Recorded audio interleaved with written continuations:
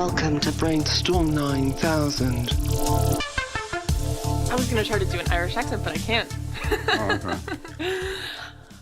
Greetings, brains of the internet, and welcome to another episode of Brainstorm9000. This is Master McMaster exercising her normal American English, but actually the idea was that she'll start pretending she is Irish. Can you do an Irish accent, Dr. Schultz? With my Russian accent is bad enough. My name is Dr. Schultz because I'm a real doctor, but some argue I'm not because I'm a psychiatrist. And right across from me is Jane McMaster, who we lovingly call Master McMaster because she has master's degree in philosophy and basically runs this whole thing. Thank you. Thank you very much. She came up with this name herself, by the way, when she was completely sober. So why are we talking about Ireland? You guys, St. Patrick's Day is coming up. It's just a couple days away. That's the reason. And here in America, do you know what that means? Drinking. Drinking! Yeah, although I have to say from the very beginning that we both share, and Master McMaster is Irish, and I'm Russian, we both share this disgust for stereotypes, period.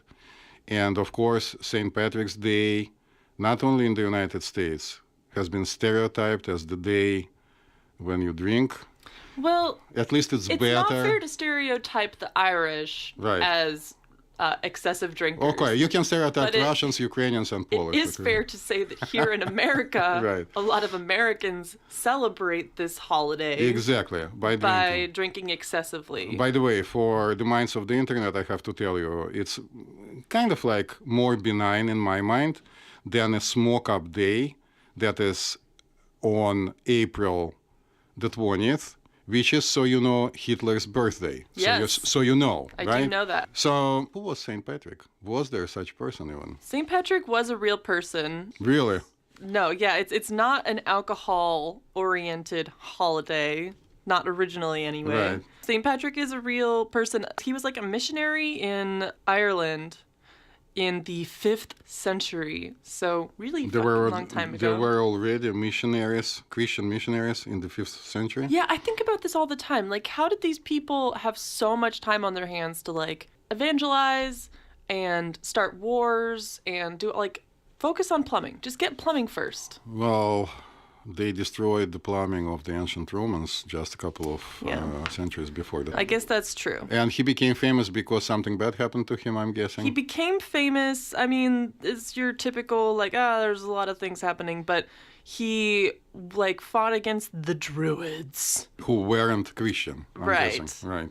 And basically, so he's known for driving the snakes out of Ireland. They're not actual snakes. It was just a metaphor for Druids. So he died on the 17th of March and became a saint. So this is all very nice. By the way, did you know that St. Patrick's Day since 1994 is celebrated in Russia? I did not know that. Yeah, I didn't know it until I started studying for this program. So apparently in the 90s, I left in 88, but I know it from my friends. When everything changed, they decided to adopt a lot of good stuff, and apparently St. Patrick's Day was an easy one to adopt because all you do, they thought, is drink and wear green. And also you are supposed to have shamrocks all over the place, right? Mm-hmm.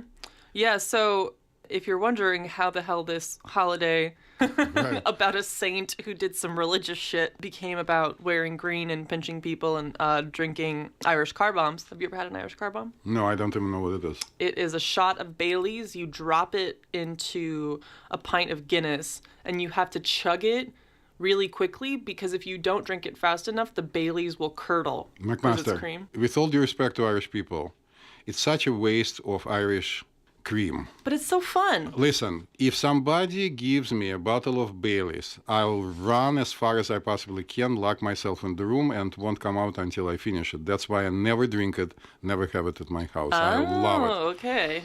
So the road to my heart and the road to switching off my brain, which we are going to talk about shortly, is through Baileys. That is good to know. I hate that I just remembered it. Right, so how come drinking is connected to Well, St. so it's always been like a time to celebrate and, you know, you have parties, you have parades and festivals and shit. But over the years, so it was still like a religious thing. and it became associated with Lent.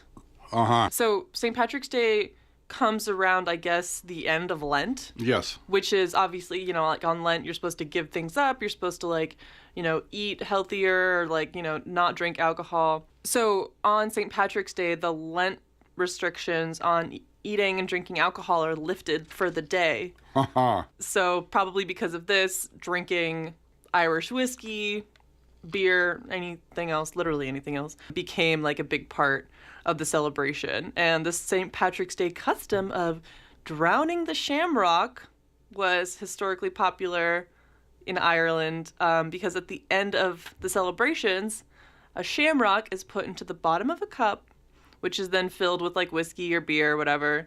And then it is drunk as a toast to St. Patrick or anyone else. And then the shamrock, you swallow it or you toss it over your shoulder for good luck. I don't know. Weird traditions. Yes, I actually know a super smart, unbelievably intelligent person who is in charge of internet security for one of the major companies in the world, who basically is a dork. And he drinks Guinness beer only. You know why? Why? He's not Irish. Because Guinness beer has perfect bubbles. It does. Which immediately puts me into a state of mind to remember my favorite show, which is The Big Bang Theory. Is that really your favorite show? Well, currently, yes. I mean, Seinfeld is not on. I'm 63 years old, come on, and I'm also kind of a dork. Okay, well, I'm still judging you. So that's okay. Judge me as much as you want. So there, one of the characters is an astrophysicist whose name is Raj Kutrapali, who is Indian, right? And he is very shy when it comes to women, cannot talk to women at all, becomes completely unable to speak unless he has a beer. You brought this up before, didn't you? So apparently, alcohol does something to him that removes his social anxiety, right? Yes, I think it does that for a lot of people. So a lot of people in Russia, Poland, Ukraine, and also in China and all over the world get drunk periodically for a good reason then? Yeah. Yeah, you think? I think. Yeah. Yeah, so my first memory of St. Patrick's Day in New York City is kind of weird. When my children were very, very little and I was just beginning my last year's career in research at Columbia University, we hired a violin teacher for them to teach them how to play violin. And the first thing he told us is, I need to buy 2 violins. I have 2 daughters. And usually you buy inexpensive violins in the neighborhood where there are a lot of music stores, and it's around the Times Square. So I had to make it happen before I started my work. At the time I lived in Brooklyn, so I arrived at 8 a.m. The store was open. I went in, bought 2 violins, came out, and the first thing I saw was a tall, about 6'5", piper, drunk out of his mind. With bagpipes? Yes. Oh my God. Yeah, and he wasn't playing them. He was just standing there in a skirt, dressed in a very traditional way, completely drunk at 8 a.m. in the morning. I came to work and naively asked people around, and it turned out it was the 18th. It was the day after. Yes, which I can go into a flashback to Mother Russia, where during the times, at least, of the Soviet Union, when there was a payday, which was once a month, and cash, they didn't have banks, you would see a number of people getting drunk in public. Oh, fun. Right. And kind of vomiting all over the place. Disgusting. Ooh. So it became a tradition just because it's an excuse. I think that everybody gets drunk. I mean, not everybody, but whoever is looking for an excuse to get drunk, St. Patrick's Day just became this. But it's not about drinking. It's not about drinking, but it has become associated with that. So for us, it's an excuse to talk about alcohol and how it affects the brains of the internet and the brains that are lying on the street drunk. Yes. With no internet access. Yes. So in honor of this very boozy time of year, we're going to talk about how alcohol affects the brain. So do we want to give it a positive spin or a negative spin? Let's start from positive. There are positives and negatives. Let's do positive, negative. How about that? Let's start with the positives. Okay. So my father may he rest in peace, fought during World War II, and he was wounded twice. He was a very likable guy and was a pretty prominent guy. He made an illustrious career from just a regular soldier to the captain, and people liked him. So he was wounded and in his wrist and kind of was in pain and needed surgery. At that time, general anesthesia, at least in Russia, almost didn't exist, for the reason that there was a very prominent surgeon who developed enormously local anesthesia with Novocaine. Enormously. I mean, they could anesthetize the hell out of you. You wouldn't feel anything. But Russians were moving forward very quickly, and they basically ran out of everything. So they didn't have ether, which was used, and we'll talk about it, it's related, was used for general anesthesia, and they ran out of Novocaine. So what they did, they got him drunk out of his mind, performed this local surgery, and when he woke up, they pretended that the surgery has not begun yet. So the surgeon started putting in front of him, like he was already prepped, in quotes, right? Putting in front of him a large saw, a large knife, just to scare him. Like they pulled the prank. They pulled the prank on him. So that's how I learned at a very young age from my father telling me that actually alcohol in the olden times was used for general anesthesia because there was nothing else available. Yeah. So they would get somebody drunk. So when you see these movies about Irish fighting for their rights, what's the name of the movie with Mel Gibson? Braveheart? Yeah, so Braveheart and all these terrible things. When they needed to perform surgery, they actually got people drunk out of their mind, and it caused very deep sleep, and we can call it general anesthesia. The problem is that when you conduct general anesthesia, when you sedate somebody, you really want to make sure that it's safe, meaning a dose in the blood that causes deep sleep is as far as it possibly can be from the dose that kills you. Right. For alcohol, it's relatively narrow. So one of the things that I would like to say in this positive-negative spin for you people, beware. Because it's not a good idea to get drunk out of your mind without any supervision. It's not a good idea to have a blackout because you go into a very deep sleep from which you might not recover. Wait, can we back up a second? What are the other positive things?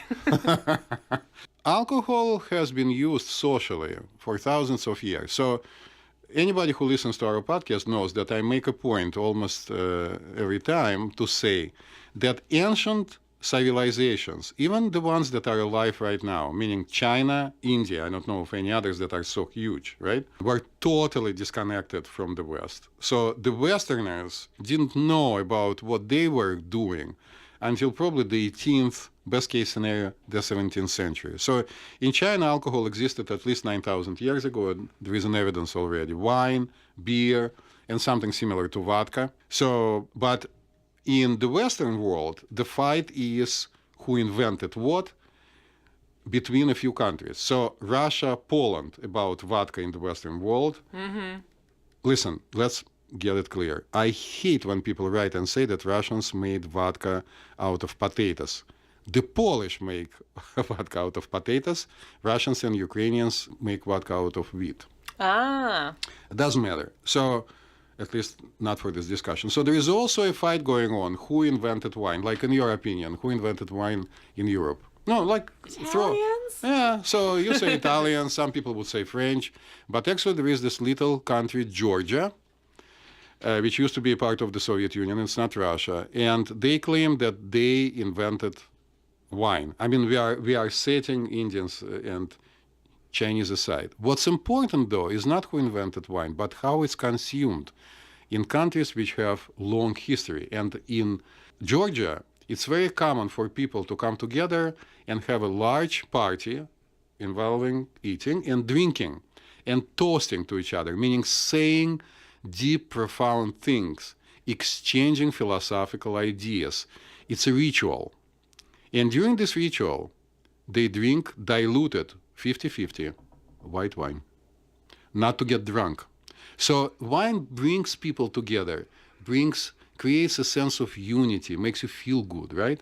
Removes this anxiety, the social anxiety. So even Raj then can participate in this Georgian celebration and maybe score. So it's a very positive thing about wine. It's a social thing. Yeah. It's social in Georgia, where it's an ancient tradition. It's social in Italy and France. It is social in the United States. And believe it or not, even in Russia, it's social. Everything begins very nicely. Yeah. Yeah, people drink. It's a part of your social life. So it makes you feel happy. It can cause like a sense of euphoria, right? of course, because it removes. We'll talk about mechanisms that we know of how alcohol affects us. Not that we know everything, but we know quite a bit. But it takes anxiety away. It brings about in small, or as Master McMaster would say later today, moderate doses, a sense of happiness. Yep. Yeah, it lowers your inhibitions, Right. loosens you up a little bit, Well, sometimes a little bit too much. sometimes too much. Right. So that's a positive effect. Of course, our listeners are probably aware of multiple publications and hundreds of studies that keep telling us that alcohol in moderation decreases the risk of cardiac disease. I haven't heard that. Are you kidding? No. Well, of course. I mean, they say that it helps to keep in check cholesterol. They recommend for cholesterol being normal, they recommend to drink something equivalent to a beer. So it's either a beer or it's a half a glass of wine or it's one small drink. It doesn't really matter what type of alcohol you take. That sounds kind of like bullshit. Is it real? Yeah, there are numerous studies about it. Oh. No, seriously. So it's good for you. It's not even in moderation, in very small amount. But I have to immediately remind people that we all can be divided in three major categories. Normal metabolizers of any substance, slow metabolizers, and fast metabolizers. So who is the fast metabolizer? A guy from Siberia who I know, who can come to your house and drink the entire bottle of vodka while talking to you with no food. By the way, food doesn't slow down the consumption, and doesn't get drunk. So It doesn't? he doesn't. No, it doesn't. I mean, if you took a written test for driving, there is a trick question there, and they ask you what can decrease the level of alcohol in your blood, and the only correct answer is time. Right. But Right. if you get drunk on an empty stomach, I mean, in my personal experience, my expert experience, Right. if I get drunk on an empty stomach, You'll get way drunk. drunker. Faster. Yeah. That's true. Okay. So he can just stay there. And I don't know how many bottles it takes to get him drunk. I'm not interested to experiment. But my point is, it's because his liver destroys alcohol very fast. So it's a fast metabolizer. One can be a fast metabolizer for alcohol and slow metabolizer for medications, but that's a different story. A slow metabolizer is what people call a cheap date, when a person has, I don't know what, like a quarter of a beer and is already drunk. call it a lightweight. Yeah, metabolizes very slowly. And normal metabolizers are most of the people. There have been claims that, for example, people in China are slower metabolizers. But a dear friend of mine who happens to be Georgian, right? So the country where they allegedly invented wine, and who speaks Chinese with no accent, goes to China all the time, can compare. And he tells me that no, he found decent competition there. People can drink. Huh. They have like 200 different types of vodka even. It's like amazing. So in moderation means different things for different people, and needs to be, if you decide not to stay sober all your life and you decide to drink socially, you need to figure out what moderation means to you, right? So to somebody like my friend from Siberia, it's a bottle of vodka, which I don't approve because, I mean, it's his own business, but it still destroys liver. But for some people, it could be half a beer. Have you met people who don't drink because they get drunk very easily? Not really? No, not people who don't drink for that reason. Right. I know a lot of people who are sober, but for other reasons. Right. Like, for example, as a psychiatrist, I can tell you that when somebody comes and talks to me, either socially or especially in my office, and all of a sudden I find out that they don't drink at all, like zero, they are not a part of the religion that prohibits drinking. I mean, the only religion I know clearly is a Muslim religion. Then it becomes kind of strange. Like, for example, if somebody from Russia doesn't touch a drink, it could mean a couple of things, and one of them is forceful sobriety, because if the person picks up, they'll get drunk and Can't stop themselves. Can't stop themselves. Of course, there are pseudo-positive things about alcohol that people talk about. I don't know how it is in the United States, whether it's as prevalent as in Russia, but in Russia they say that if you just have a beginning of a cold, you have to either drink vodka with pepper, or you make a complicated drink with raspberry preserve and cognac and blah, blah. Listen, alcohol decreases immunity. So if you think that you can fight a cold with alcohol, it's an urban legend. What else, Master McMaster, could be positive about alcohol? Maybe you know. Like on a physical level? Any level, spiritual. In some spiritual practices, once a year people get drunk and meditate. Also, we all know about kava, right? Kava, which is a non-alcoholic drink that is prepared without any alcohol at all in water. And people also drink it and kind of love each other and sing kumbaya. I think there is a kava cafe in East Village. I've never There been. is. I have not been myself. Right. So the positive thing is basically a feeling of relaxation. Yeah, it's like a way for people to de-stress, Right. wind down, and also it's just kind of like a celebration thing. So I see that Master McMaster is wearing today a T-shirt of her favorite podcast. What is I am. This is the last podcast on the left. it? Which talks about what? Spooky shit, the macabre. So like ghosts and murderers and shit like that. So do you want to talk about scary stuff about alcohol now? Since you are wearing the T-shirt, do you want to start? So I like alcohol, so I don't like hearing it disparaged, but it's important. So let's get to it. I like it too, by the way. I like wine. I mean, you would expect from me to like vodka made out of potatoes, but no, wine, red wine. I like red wine too. My boyfriend and I are really into cocktails. So we have like a very extensive alcohol collection. It makes us look kind of like we're alcoholics, but we're not. It's like all stuff that are like liqueurs that you need like a little bit of to make like this specific cocktail. Right. But it's fun. We make like tiki drinks and... Oh, I'm familiar. I have one of my best friends who is actually a psychologist, a very good psychologist. You come to his apartment, and when he opens his refrigerator, it has only alcohol in it, different types of alcohol. He uses it as a bar. Refrigerator. He doesn't keep much food in his apartment. He watches what he eats. Got priorities. Yeah, I don't even know that this refrigerator is working or not. He just uses it as a bar. It's very cute. Interesting. So how does alcohol affect the brain?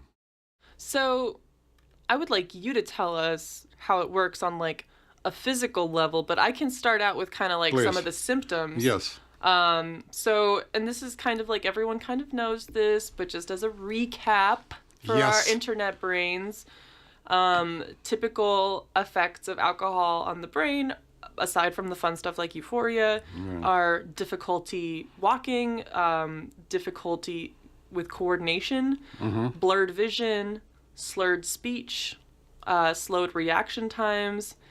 Oh my God. You are going so fast. What about feeling happy for like hours and hours? No, I'm just focusing on the bad stuff. Okay. Impaired memory, especially with like blackouts and stuff. But even if you don't black out, it can damage your like ability to make memories and recall them and stuff. True.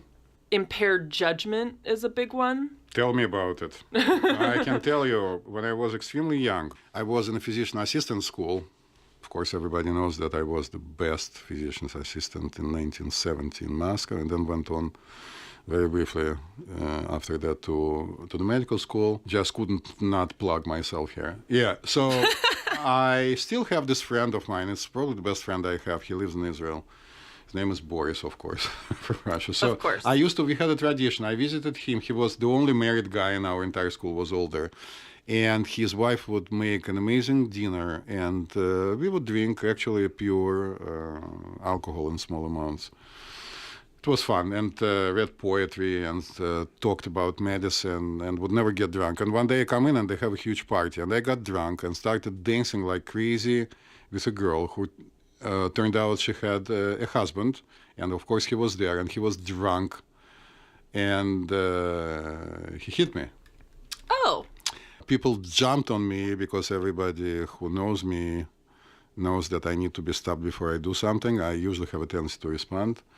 And I had the first and the only black and blue in my entire life. The guy was actually very sorry, came to me apologizing. But ever since, I don't dance with married women. Yeah, that's probably a good It was a good lesson, right. So, of course, my judgment was impaired. His judgment, Russians would say, wasn't impaired because they're into immediate retribution. But I would say it was impaired too. I didn't know, and nothing bad was going on, actually. Have you heard of drunk goggles? What is... yeah, when... It's a reference to, like, understand. part of how your judgment can be impaired visually. Yes. Because when you are under the influence of alcohol, you might cozy up to someone that you might normally not cozy up to. Right, which creates a bunch of problems. Like, for example, we just released a program about nature versus nurture, where we spoke about the triplets who were separated at birth. And the adaptation happened because during the prom night, apparently their mother, very young mother, got drunk and cozied up with somebody. Yes, it happens. Right. Did you also know that, so there was a study recently that said something like 80% of vegetarians eat meat when they're drunk? I think it's so funny. Yeah, well, yeah.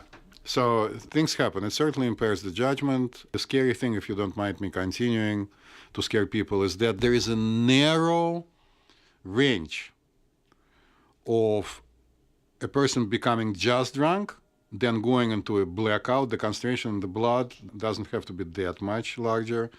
And then potentially not only passing away, but dying. But yeah, like alcohol poisoning?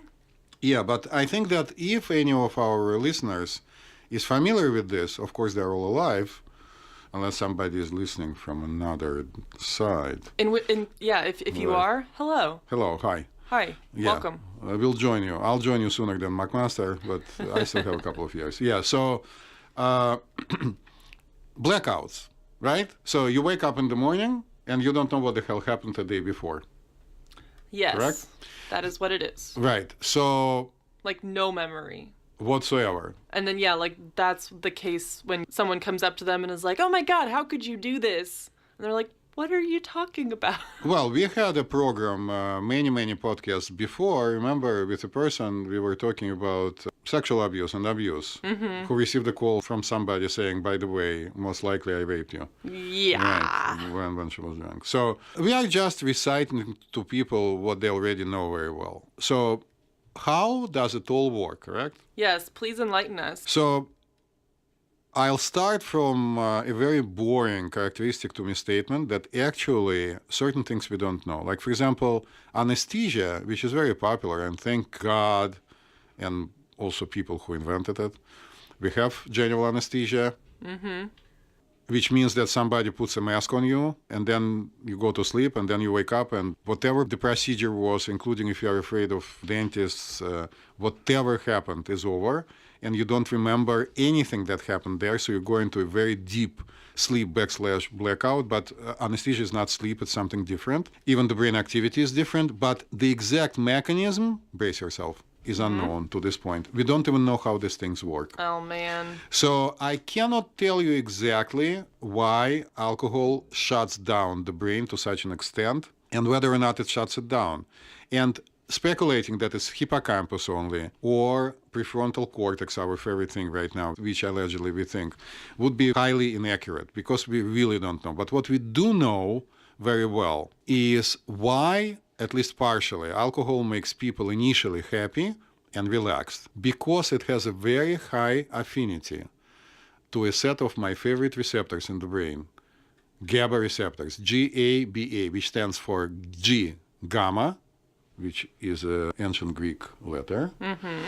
So aminobutyric acid. It's one of the neuromediators in the brain that is responsible for calming us down. It is prevalent all over the brain, but what is remarkable and exciting to me is that with all my skepticism about how much we really know about neurotransmitters and stuff, here very sophisticated research has been conducted, mostly in mice, I have to tell you, which shows us that amygdala, this little formation, We spoke about it. Inside of the brain, one of the older ones, we share this formation with all the mammals, beginning from mice all the way up to human mammals, as Master McMaster likes to say. Mm-hmm. It is responsible for the fright or flight or freeze reaction, right? So when you feel scared, the amygdala is activated, very frequently unbeknown to our cortex. And if something binds to GABA receptors, which are very prevalent in this formation, a person feels calm. So GABA tells the amygdala, shut up. Yeah, I'm recalling a few months ago, I think we talked about how benzodiazepines work. Benzodiazepines, then there is a medication which is called Neurontin, gabapentin, which is also popular, as they say, on the street. Yes. For this reason. And alcohol apparently does the same thing. So I immediately have to put on my white coat here and remind people. The reason that people like me warn you again and again of not drinking too much is because it might shut the system down. You lose control, right? Because you are not inhibited anymore. You have zero anxiety inside. But most importantly, it is true that a large number of people, especially in large cities like New York, do use benzos. Mm-hmm. Prescribed. Xanaxes and Klonopins and Valiums and what have you. There are many. Lorazepams. If you had even as much as a Xanax in the morning and went out drinking late at night, it might affect how you tolerate alcohol. Yeah. Of course, since there is a simplistic explanation about GABA, people came up with other explanations, talking about an alcohol capacity to bind to probably opiate receptors. But I don't know. But I don't know how accurate that is. And the truth of the matter, as some people say, I hate this phrase, but I just said it, is that we do know of some mechanisms, and as I said before, when it comes to deep sedation and anesthesia, we don't know about some, but alcohol, generally speaking, in moderation, removes anxiety and hence causes people to feel relaxed and happier, and in larger doses depresses the brain. So as a psychiatrist, I have to say that it's a very powerful depressant. Yes, you feel excited probably while you're drinking, but then in the morning, as everybody knows, if you had a lot to drink, you feel kind of unhappy, and some people feel irritable. Right, and then we've also talked about before in recent episodes about how if you are already feeling like depressed or irritable or something, then because alcohol is a depressant, it will kind of only make that worse. Right, and I would like to remind people what Dr. Charles Perkel said, who is a super expert on the treatment of addiction, and we have an episode with him. Feel free to check it. It was released quite a few months ago. Yes, and this is your brain on drugs. Yes, if you are a big fan of the idea of self-medication, check out A Drunk Laying on the Street in New York. Not very successful self-medication. So medicating your anxiety, in quotes, and medicating your depression with alcohol is not a good idea. MRI studies show very clearly that large doses of alcohol, larger than moderate, actually, pardon me for saying it in such an obvious way, shrink the brain, including hippocampus that everybody loves so much.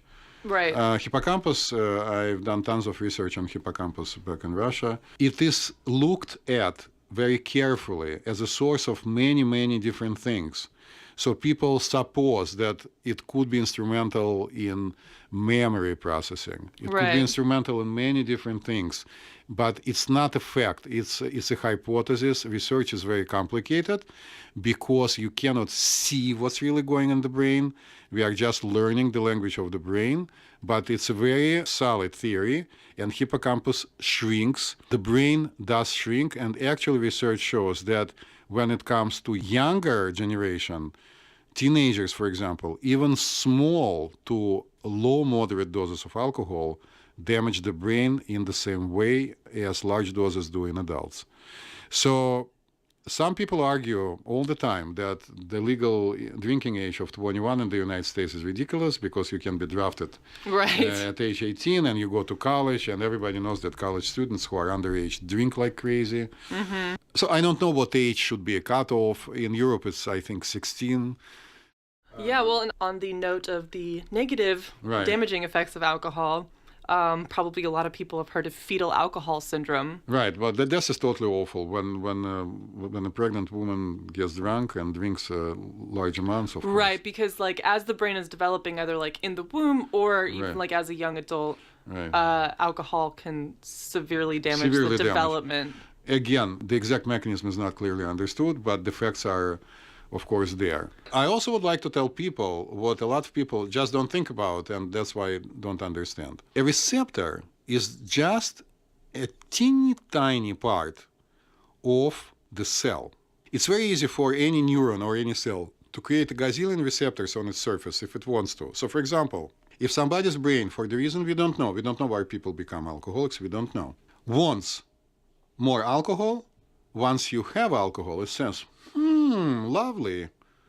Let's create 1,000 more receptors. So then it make you want, I know it sounds creepy that I talk like that, your brain makes you want more alcohol.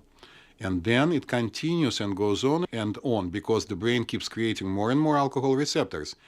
And they need to be occupied. Otherwise, you experience a deep feeling of displeasure and also can go into severe withdrawal, right? Yeah, I've also heard that one theory for how addiction like that works is that something like alcohol would cause your brain to produce a lot more of like, let's say, some endorphin, some naturally occurring endorphin. Right. Like, so it overstimulates those receptors Right. to produce way too much so that your brain is kind of like always aiming for homeostasis. Right. So then it'll like raise the threshold for what it will be to produce those Right. so that it becomes harder to stimulate the production of those in the first place. So one theory doesn't negate the other. They kind of work together, hand by hand, pretty much like McMaster and Dr. Schultz. Indeed. It's all good to talk about, but the danger is there. So am I a big fan of prohibition and this other word that led to prohibition? Temperance, the temperance movement? Yes. No, I'm totally against it. I mean, other than creating speakeasies, which are fun to go to, I'm talking about speakeasies right now. They are fun. Do you want to tell people what speakeasy is? Some might not know. Oh, Like yeah. the original speakeasy. Yeah, I mean, they're like secret bars that are in the movies. like in the movies, Right. hidden like in, like what seems to be like a vacant or like abandoned building or in the back of another business or something. So Right. there are obviously like speakeasies nowadays that aren't actually illegal, but it's super fun pretending that it is. Right. So there's one called Please Don't Tell. I know, I'm Right. telling. That's in the Village. It's located in the back of Criff Dogs, which is this like kind of cheapish hot dog place. Right. So you go into Criff Dogs, and then there's an old phone booth. Right. And so you have to go inside the phone booth and pick up the phone and talk to someone on the other side. Right. And then if they let you in, which they only will if you have a reservation, you have to get it like way in advance. Right. Then the other side of the phone booth will open and let you into the secret room.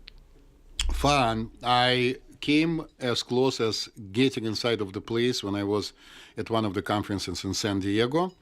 San Diego downtown rocks. There's nothing else going on, but the downtown is big. But it turned out one needed to make a reservation. So the temperance movement in the United States, with my Russian accent, must sound like a lot of fun, but I just read so much about it on my way here on subway. Started in 1860s. In a way, it was a good thing because it also led to the end of slavery, but it also led to this idea that drinking should be prohibited. And some states, some temporarily, some permanently, adopted this idea. And then in 1917, which to my Russian heart is very painful, that's the year of the October Revolution and communism, and a lot of shit happened. The 18th Amendment was voted for, which was a prohibition amendment. Right. And then, of course, bootlegging became even worse. They wanted to stop the bootlegging. Bootlegging, for people who don't know, is bringing alcohol illegally.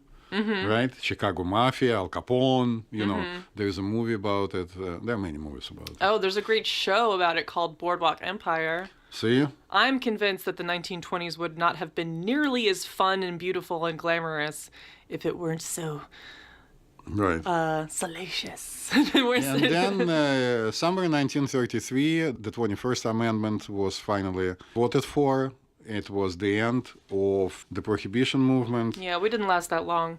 Well, it's actually quite a few years. I mean, the whole generation didn't drink, I'm guessing, right? I think they found their ways of getting drinks. So, the Great Depression was the time when prohibition was actually pretty prevalent, but Democrat Franklin D. Roosevelt ran for the president on the platform calling for prohibition appeal. And it's a solid platform. Right. So in February 1933, Congress adopted the resolution proposing the 21st Amendment. It actually created a legend that the president celebrated it by drinking dirty martini. Oh, fun. I don't know whether it's true or not. So prohibition is over. Prohibition doesn't work. No. So alcohol is legal. Yes. Right? And we already learned that there are different types of alcohol. So beer is natural, wine is natural. I mean, they're cured because of natural fermenting process. Some people say that things like whiskey, vodka, tequila, which are a result of an artificial process, which is called distillation, right? They are distilled, right? Created by humans, makes them significantly more dangerous. Of course, it takes significantly less to get drunk if you drink vodka than wine. So maybe, I'm just guessing, the way the level of alcohol increases in your blood is easier to control.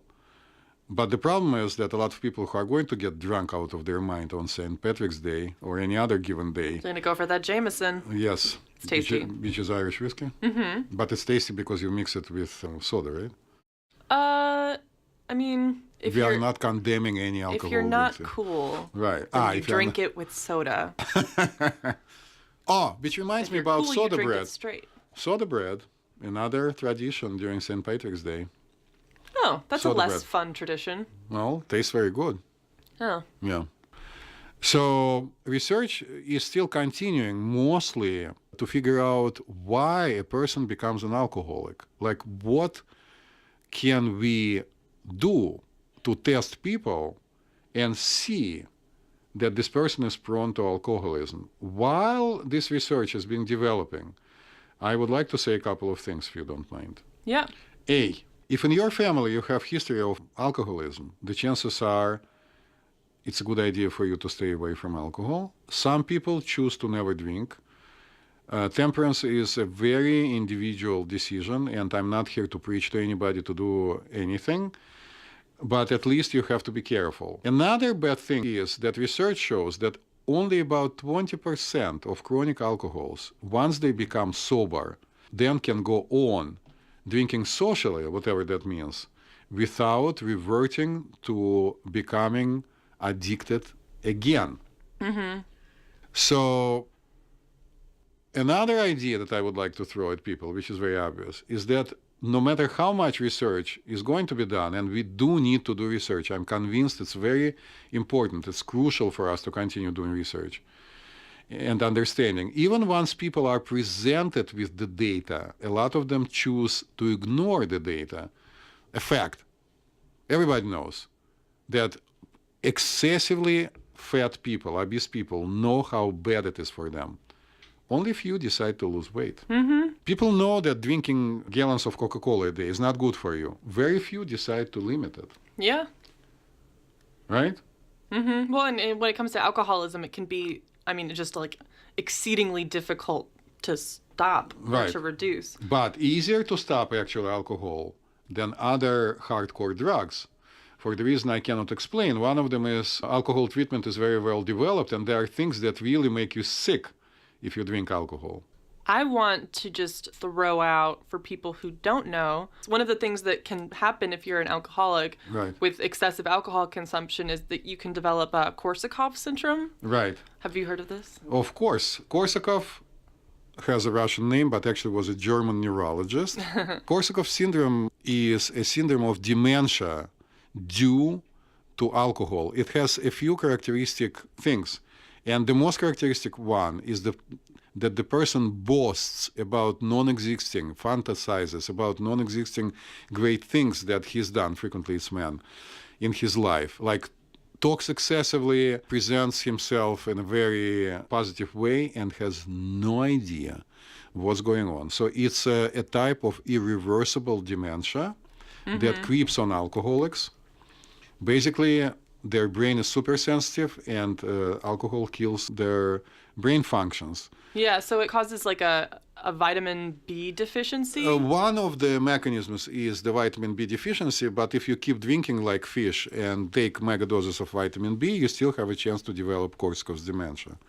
So they try to treat it. I've seen a number of people with Korsakoff's dementia throughout my professional life and just life in Russia, and it's terrible. It's awful. Yeah. So the only way to prevent it is not to drink. Yeah. At least not to drink excessively. Another thing that we need to mention that people know, alcohol damages liver, because liver finally just cannot tolerate the amount of poison that comes its way that it needs to destroy. And alcohol cirrhosis, which is a terrible illness of the liver that on its own can cause death, can also be a risk factor for liver cancer. Yeah. And Not fun. Can also fuck with your pancreas, yes. which is very not fun. Yes, and of course, it really affects your digestive system, right? It affects your stomach, because the stomach also cannot sustain a large amount of alcohol. Yeah, I had a friend who drank way too much, and she developed stomach ulcers because of it. Right. What I've seen in Russia throughout my years as a physician assistant on the ambulance, working on the ambulance, not years, was like half a year, and years of working as a doctor. I also worked in the poison control center in Moscow, where we had to deal with alcohol poisoning. I mean, it's not fun. So what I would like to say to our listeners, look, neither Master McMaster nor myself, Dr. Schultz, are against drinking. Of course not. It's a fun thing to do. As a doctor who is a brain doctor, the brain technologist, the only one known to me so far, I would like to tell you, the brain is your main organ. So I would think twice about having blackouts on a weekly basis, right? Like people do when they go out to clubs or wherever. The club. Yeah, and I would also think about what alcohol does to you when you totally lose control. I also would like to offer you an idea that if somebody, and there are people listening to us right now, is genetically predisposed to developing a mood disorder, either bipolar disorder, let's say mania, or severe depression, alcohol can trigger the first episode or make whatever you have right now worse. So if you are in the process of being treated, you should stay away from alcohol altogether, not even in moderation. Sorry about ya. And then one of the other sad side effects of alcohol consumption, the hangover. Yes. We might want to do a special episode about what can be done for a hangover.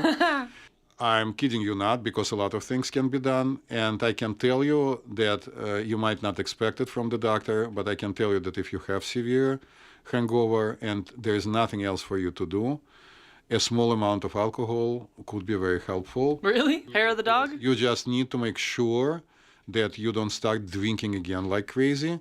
If you develop severe alcohol withdrawal, go to the emergency room. Oh, well, that justifies all the times that I've had a Bloody Mary at brunch. Okay, so on this positive note, I would like to offer our listeners to keep their brain open to the celebration of yet another saint and have fun, but keep it close to the enormously large amount of alcohol that some people will try to make you consume. Everything in moderation. I wish it could be that easy. And I would like to leave our listeners with a fun fact, which is that humans are not the only species that get drunk. Oh yes, cats get drunk. When you're celebrating on St. Patrick's Day or doing whatever you're gonna do, just know that you're not alone. Yeah, cats can get drunk on valerian. But in terms of like literal alcohol, Bohemian waxwing birds get drunk on fermented berries. Oh my God. Bats get drunk on fermented fruits. Tea shrews drink fermented wheat. Oh my God. Squirrels drink fermented pumpkin.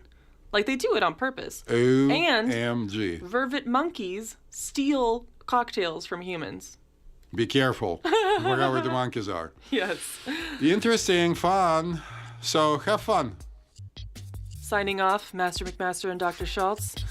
Be safe out there. I wish I knew how to say goodbye in the ancient Irish language.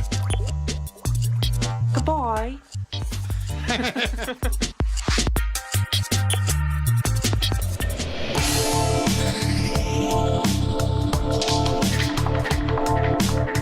Hey everybody, thanks for tuning in to another episode of Brainstorm 9000. If you like us, love us, or marginally tolerate us, hey, go ahead and subscribe, rate, and give us a review on iTunes or Stitcher or wherever the hell you listen to your podcasts.